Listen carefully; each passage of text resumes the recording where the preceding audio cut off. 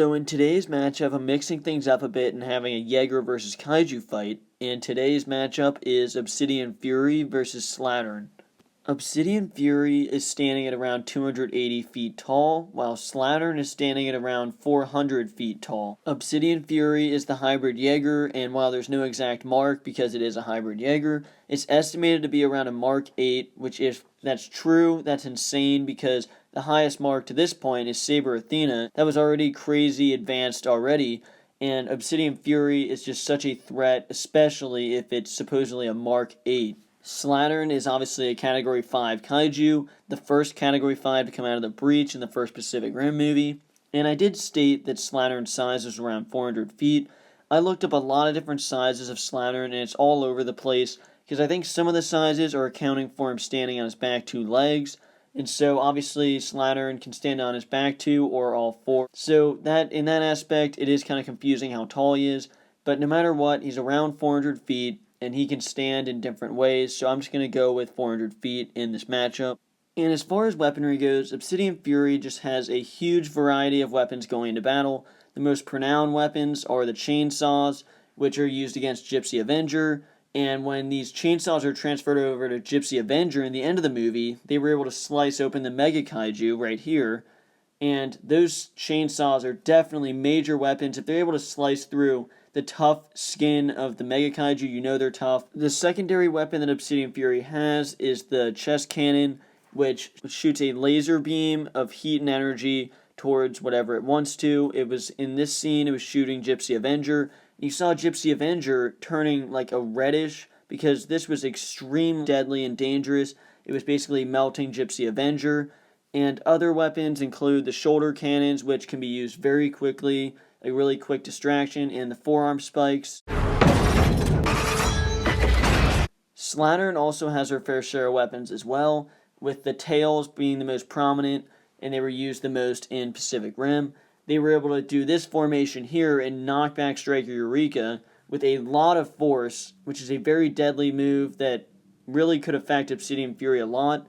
And I think the game changer as far as Slattern goes is the electric breath, which is not confirmed.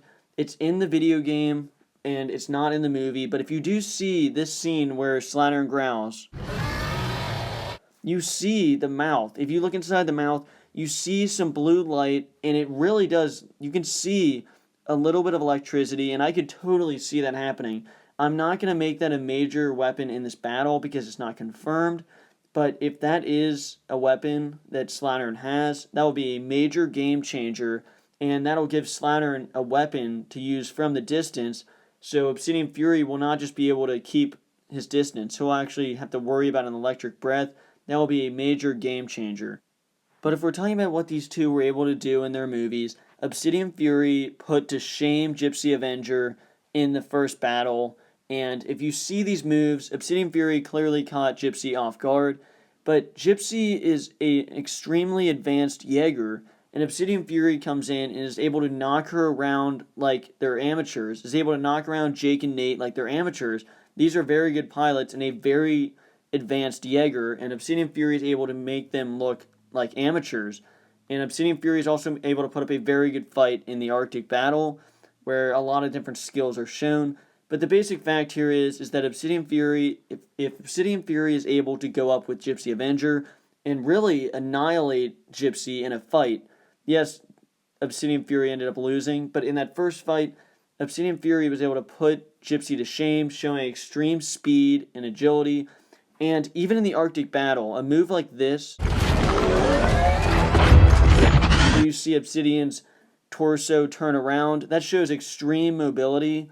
And that's a major aspect of this fight, that if Obsidian is that mobile, Slattern could maybe try to sneak up from Obsidian from behind, but that wouldn't matter. Because of a move like this, Obsidian would be able to turn right around, turn his top of his body right around, and shoot the chest cannon right at Slattern. That's a major plus for Obsidian in this battle. And I know a big item I haven't talked about is the difference between, obviously, if these two are fighting on land or in water. Obviously, in the water, Slattern that's the only footage we've seen from Slattern is in the water, and Slattern has been very fast and very mobile. Anything you see under the water will just be doubled by speed on land, but Slattern under the water showed extreme speed, and so on land, that would just basically increase. The moves, though, that Slattern was able to do underwater with her tails, I guess would be proved. Basically, she couldn't do that exact move on land, although there's a lot of different moves. The tails would still be very mobile and very deadly on land, so I'm not counting the tails out completely, but the move that Slattern used underwater actually can't be used on land. And the same goes with Obsidian Fury, because the moves, the chest cannon, I don't know if the chest cannon would work the right way underwater. I don't know if it would work at all. And the cannon, shoulder rockets, definitely wouldn't work the same underwater for sure. I know that.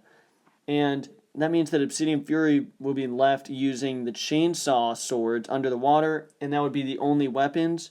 I still think Obsidian would have a chance with those chainsaw swords, though, because if you saw the chainsaws, they did a lot of damage against the Mega Kaiju, and they were really messing up Gypsy as well. They sliced right through Gypsy, so I think he would still stand a chance, but it would definitely be tough.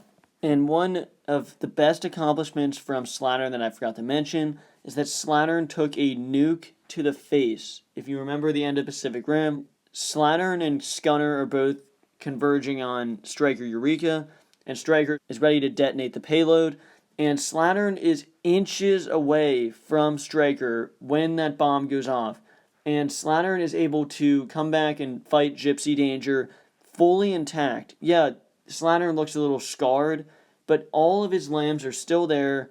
It's still all intact and is ready to battle still. That is a major accomplishment that really shows how durable Slattern is. Even though Slattern was able to get sliced up pretty bad by Striker's sting blades, he was able to survive a nuclear blast to the face, and that's definitely worth pointing out. But as far as how this fight would end, if we're talking about in the water battle, Obsidian Fury would still stand a good chance because of the chainsaws. Under the water would still be very deadly, and they'd still be efficient.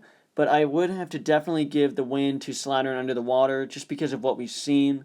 I think that Slattern would be way too deadly under the water. But if we're talking about the battle on land, it would most likely take place in a city. The battle, it's just such a close matchup in my opinion. Obsidian and Slattern are both so deadly. Slattern's a Category 5, and Obsidian Fury is supposedly around a Mark 8. And Slattern has the size, but Obsidian Fury has the weaponry. But Slattern has the deadly tails, and if Slattern does have the electric breath, then imagining electricity flying in Obsidian, but then Obsidian firing back the chest cannon and the shoulder rockets. In my opinion, this battle would just be so close. But if I had to give a winner, I would have to say Obsidian Fury, just because of the weaponry that Obsidian has, how quickly Obsidian can use the weaponry, and also the fact that I haven't seen Slattern's electric breath. That's really just based off the video game. Even though in the movie I think it can kind of be seen inside of Slattern's mouth, that you can see the electricity. But in the end, I would have to give Obsidian Fury the win. Chainsaw swords were able to slice through the Mega Kaiju, and the weaponry, how quick Obsidian can use it, how agile. Slattern is still agile, but I think Obsidian Fury would get the win ever so slightly in this battle. This matchup was so close, it really took me a while to figure out who I really think would win. I think it'd go back and forth, but make sure you let me know down below who you think will win in this matchup, and thanks for watching.